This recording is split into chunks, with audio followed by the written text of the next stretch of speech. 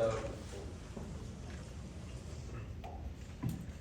our group's goal, myself, Zachary No, Abigail Troy, Judith Lee, Erica Tsai, Remy Troy, was to address class inequality and show how it prevents Korea from becoming a fully developed country and or global power, and show how we can further change the question instead to be, how can we promote equality throughout Korea?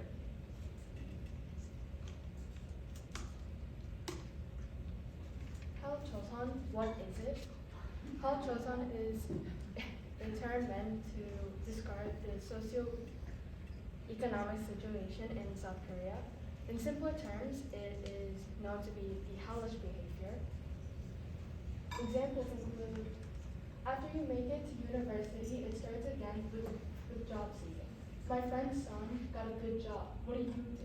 You should try harder, he says. Or, after you get a job, it starts again. My friend's son got married. What do? You should go out and date or something, and on and on. Yeah. Young people don't just feel left behind, they are left behind. An article of A Hope in Hell by Williams. Mortality rate amongst the employed and unemployed. Now, as we all know, the younger generation is known to be the future of society, as well as the future of Korea. Now, why mention them? The future of Korea amongst the employed and the unemployed are currently stressed due to trying to find jobs, even though they've already graduated. And it doesn't help them with the modern problem going around globally, and we'll get into that soon. Onto the present, or the older generation. Currently, they are strained due to being a part of low-paying jobs in high poverty. Moving back to the modern problem, how is the modern problem involved? Well, the modern problem in Korea, as well as globally, is COVID-19, hence the masks. COVID-19 has impacted plenty of people, a part of the future and or the present of Korea. But in what ways? It had impacted those a part of low-paying jobs, the unemployed, and small businesses. These are the reasons amongst many as to why the future and the present are currently stuck and nowhere to go.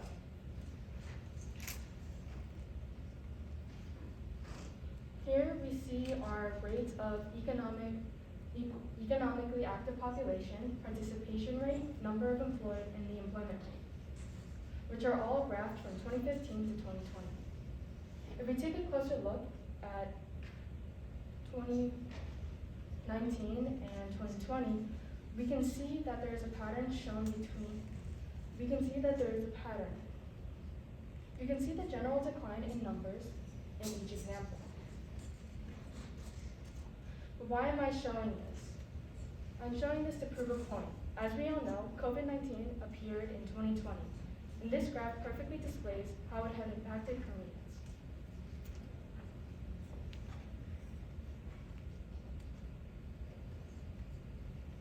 Here we see the prevalence of thinking of suicide, and it describes the employed and the unemployed. On this graph, I'll be talking about the economic difficulties and loneliness.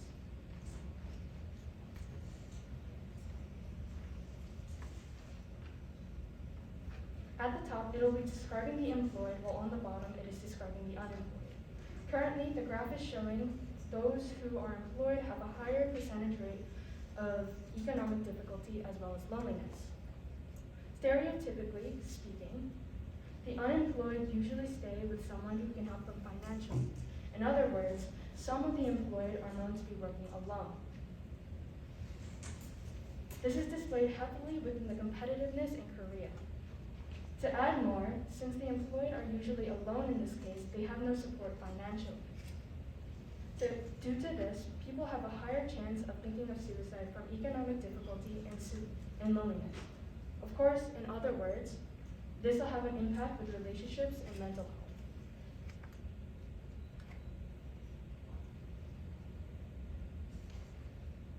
So let's say you had no loneliness whatsoever, you had plenty of friends.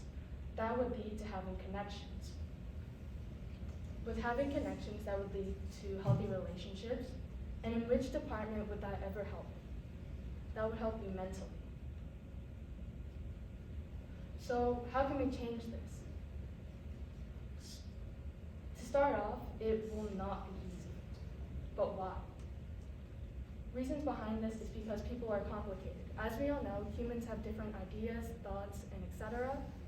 And due to this, we cannot depict an exact answer or pinpoint an exact answer to change the mentality or morality of people. So let's change the question instead. How can we help? The employed or small businesses, or unemployed or small businesses can gain higher recognition or respect. Don't let education be key to a job, and become more socially active. If we let the unemployed or small businesses gain higher recognition or respect, it will relieve stress due to helping. While letting education be a good reason of an acceptance for a job, it should not be key. And due to this, it can increase hope. Again, since people are different and humans have different ideas, thoughts, and etc., this could also mean the unemployed or the uneducated could have hidden skills that weren't shown due to not having a chance. Being socially active can form connections, which all change back to the slide about loneliness. And that means relationships are formed. For the bigger question, why did I say help instead of change? Well, if we started helping, it would lead into a change.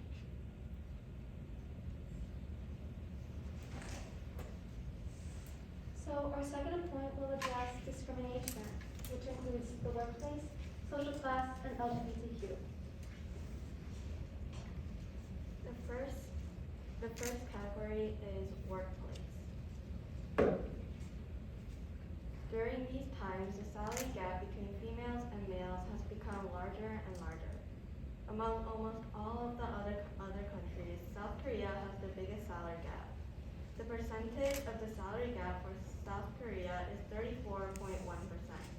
In 2020, women's annual earnings were 82.3% of men's, and the gap is even wider for many maids. Progress has stalled, and we're still far from closing the pay gap.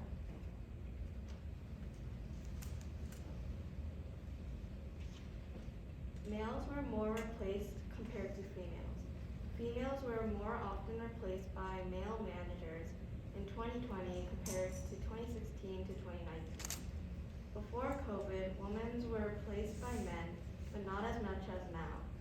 These days, a lot of workplaces are low on employees, yet the hire of females is decreased compared to before.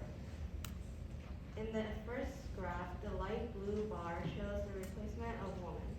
That's small for a start, but if we take a look at the replacement during COVID, the bar has gone up a lot. Men have been replaced before and after COVID, but it is not as severe as women. There's barely a difference in the bar before and during COVID.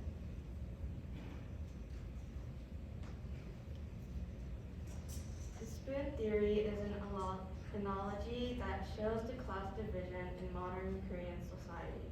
The younger generation created the theory to place themselves in one of the spoons. Golden spoon, very wealthy; silver spoon, middle class; and dirt spoon, low income. Dirt spoon is a deprecating term for the poor who believes unequal cycles of wealth and poverty that entrench and therefore difficult to break. The rich become richer while the poor become poorer, and the gap between the two classes grows wider. Social class is a big issue in South Korea. This can be due to the difference in treatment and opportunities between the wealthy and the poor. Those that live in poverty have jobs that relate to labor and receive low payment. They are also looked down upon by the wealthy due to their low social class. Those that are wealthy have good jobs that pay well, and they are also respected. They receive more job opportunities and advantages than the poor do. This can be due to family background.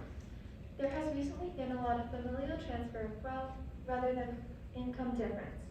There is a large wealth gap between young South Koreans in their 20s, which is larger than those in their 30s. The wealth gap in 2019 was 776 million won, but in 2020, it has increased to 846 million won. This has caused a divide between the poor and the wealthy. Homophobia in South Korea. South Korea is a very conservative country, meaning that they aren't really open to change and prefer to remain with the traditional ways that things are done. The graph shown here shows that the amount of people that respect the LGBTQ is at a low percentage of 9.6. However, times have changed and so have the people. Although the older generations tend to be less supportive of the LGBTQ, the younger generations are adjusting and becoming more accepting. There is currently an LGBTQ rights movement in South Korea where members and supporters of the LGBTQ community are fighting for their rights. This is a big step for South Korea, but more steps need to be made in order to fulfill equality. South Korea versus the United States. South Korea is very conservative, therefore they are not as accepting as the diverse United States. People in South Korea are fighting for anti-discrimination laws, while people in the United States already have laws to protect themselves. The LGBTQ in South Korea receive very little recognition compared to the United States. The United States has schools that are opening LGBT clubs for students. There are also movements and peaceful protests to promote and support the LGBTQ. Both the United States and South Korea are still addressing to the LGBTQ. So there are people that don't support them, which leads to hate crimes and homophobia. But they are lessening as time passes and people are learning to accept the LGBTQ.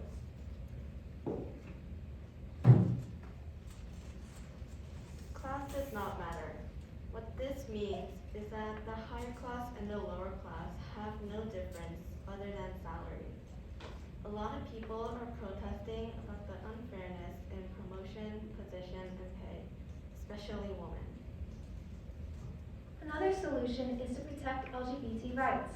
This way, LGBT people will have protection by law. With an LGBT rights movement already in place, South Korea is closer to achieving this solution. Another one is to have equal pay between men and women.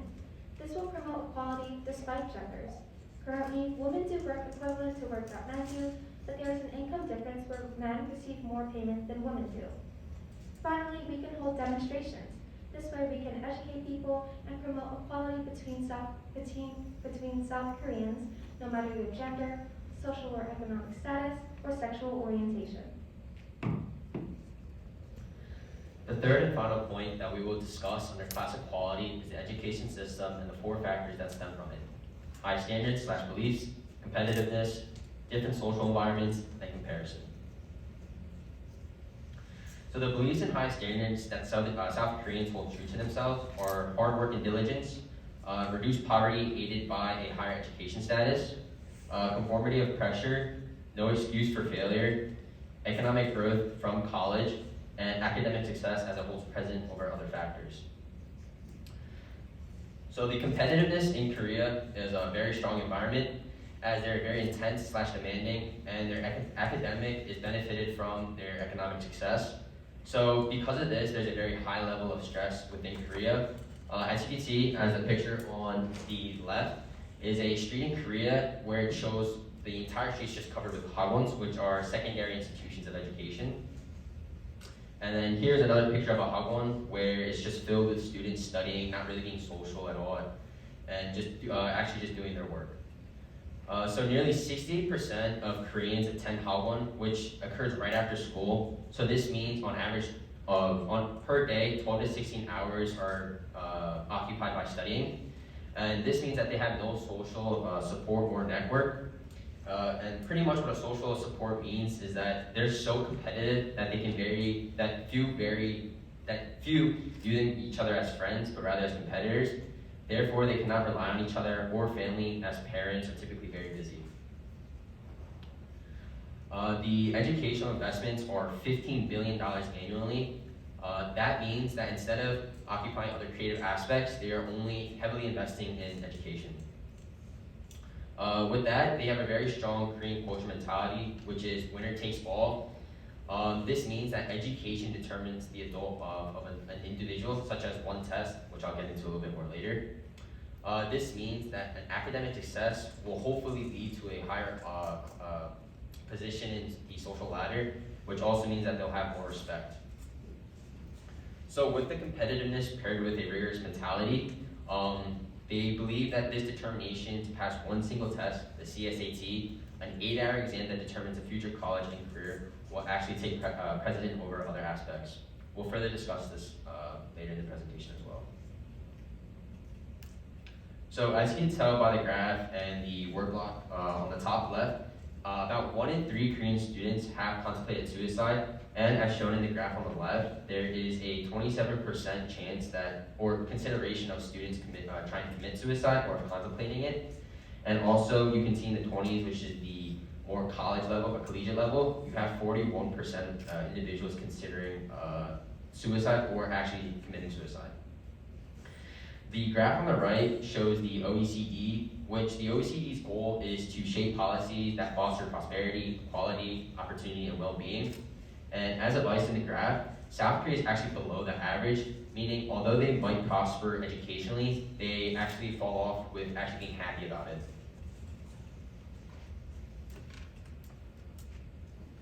So the different social environments in South Korea. Parental education is also very important because it determines a household's potential income. This creates income inequality, which according to Statistics Korea, the wealth gap has increased from $650,000 in 2019 to $714,300 in 2020. This income inequality between different households is actually what's widening the social economic gap in student achievement. And this limits the amount of opportunities for those who are less fortunate. This means that households with more wealth and a higher income will be able to provide more resources and higher education for their children, while those that are less fortunate will not be able to have as much access to those resources that could advance their children's success. Koreans consider themselves to be successful if they're employed to a large corporation, as the type of job you have brings you respect. And this brings us into irregular versus regular workers. Regular employment not only has a higher income than irregular employment, but also has better conditions. Because of this, the employment rate of young Koreans is very low. Taking this into account, most take part in informal education or spend a long time preparing for company entry exams, as they prefer to invest in further education to obtain a job in a larger company. So has South Korea benefited from prioritizing education the most? We said yes and no. Yes, because it has brought them out of poverty over the past years and at one point allowed for the rapid economic growth of the nation. However, in the long run, South Korea is creating robotic workers and entrepreneurs instead of critical thinkers that can make an impact in the world. This limits the growth of innovative small companies, reducing productivity growth and essentially the further growth of the nation. Let's compare between South Korea and the United States. Compared to the US, South Korea's literacy rate is much higher, and the majority have graduated primary school. South Korea values education the most, while the US value other aspects along with education like music or sports. And a great example that proves South Korea is creating robotic workers is the number of Nobel Prize winners from each country. There has been 2 from South Korea, while in the US there has been 375 Nobel Prize winners. Nobel Prize winners are normally passionate about what they do, they're innovative, and they tend to think outside the box. So looking at these numbers, we can see that the US is much more ahead than South Korea in that creative aspect. This graph is from 2018, and it illustrates that South Korea was in the top 10 for the sum of the 3 subjects, math, science, and reading.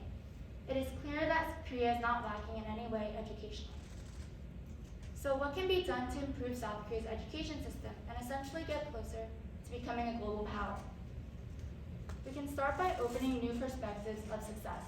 To start, the significance of the tuning exam, or CSAT, should be lowered and make it only count for a portion of college acceptance. The tuning exam only tests memorization skills and does not focus much on communication or creativity, which again inputs into building systematic and robotic workers. This will also significantly reduce stress amongst students, raising mental health. The government can also redistribute to low-income families. They can offer vouchers for Hagwon or private institutes, so that all will be able to gain the same resources despite their financial abilities. Deviating from schoolwork and branching into new fields of education will immensely help the nation as well. It will raise mental health among students and can help them find their passions. Another way South Korea can become a more global power is by limiting the number of SKY graduates a company in Korea can hire. SKY, the acronym for the top 3 universities in South Korea, Seoul, Korea, and Yonsei University, are similar to the US's Princeton, Harvard, and Yale. Companies in Korea currently look more at where you graduated from rather than your skills and what you can offer for the company. This will force companies to find talent outside of SKY, allowing for more opportunities for other Korean citizens, helping the nation as a whole. Class inequality limits everyone from receiving the same opportunities, whether in school, their workplace, or in one's community. Although South Korea has developed into an economically, technologically, and culturally advanced country, it continues to rank in top 5 in relative poverty. And class inequality is the ultimate reason behind this issue. So therefore, how would class equality enable South Korea to become a fully developed country of global power? Well, it will allow optimal potential of the nation as everyone will be given equal opportunities and decrease poverty. How can we promote this class equality? We would address these issues and work on building healthy mentality. So at the end of the day, it boils down to how we think about each other and how we can change the mindset of us, the younger generation. Thank you.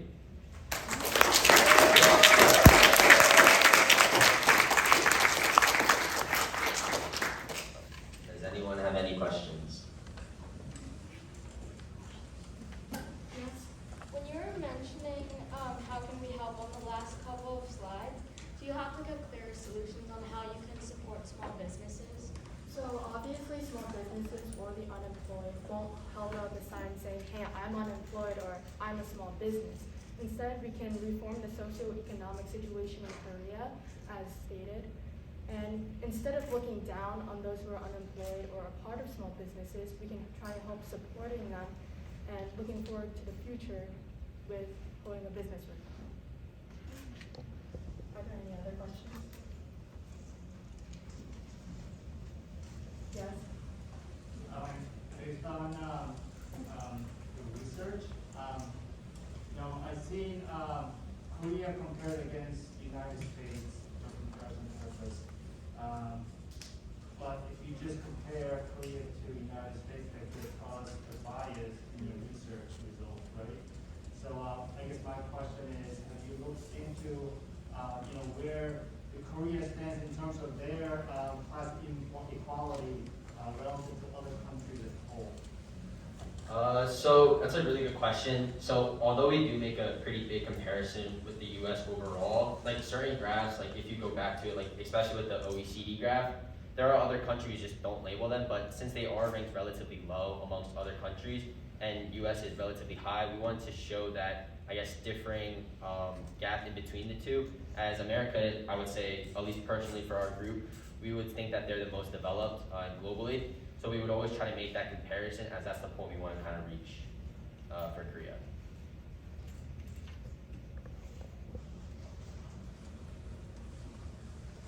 Yes, Kyle. Oh, yeah, Kyle.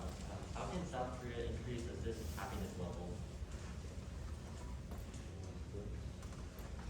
Like we mentioned in the education solution slide, we said, so the highest rate of suicide, the causes for that is because of the stress, the immense amount of stress in education.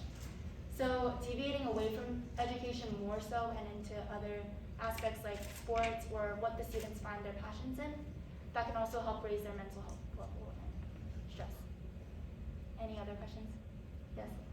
Can you add what Talbot said? There was an article this morning that said that in most developed countries, family comes number one. But in Korea, there's money came number one priority. What's your thoughts? Yeah, so we're not changing the mindset per se for like, we think that money shouldn't, like, we don't believe money buys happiness, but if they do have that like set mindset, we believe like there are other ways to achieve that. So like as kind of like Judith highlighted, it should be through creative aspects. Like as you see, like America has a bunch of Nobel Peace Prize winners because they value success also through like making innovation, creating new methods for change, or just like et cetera like that. So we're not saying that we shouldn't value like what they prioritize, but we should say like the method to achieve that should be changed, which would be like, especially with like the slide right now, not making one exam, change the entirety of your future. So certain aspects like that we would do, or change. So if you guys are studying, in the example you gave on presentation, kids like your age are studying 12, 16 hours a day. So in the States, obviously you don't study 12 or 16 hours a day. Well, you still complain.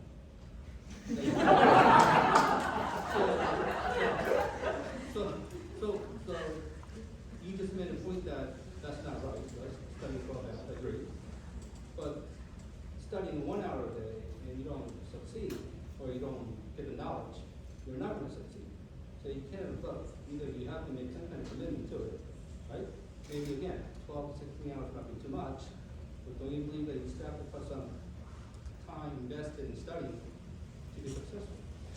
Yeah, but with like among what you're saying is 12 to 16 hours dedicated to studying and then getting maybe like a good 6 hours of sleep. And it's kind of highlighted in like previous points where your sleep, you're not even really getting relaxed, you're actually still feeling stress and anxiety. We believe that like if you even decrease that just to maybe like 6, maybe like 4 hours of studying, you're being able to open up to more like beneficial stuff such as like social aspects. You're able to build those like qualities at a younger age, and you're able to make more mistakes outside in the real world, where studying inside of a home and just being buried inside books don't actually benefit you in the real world.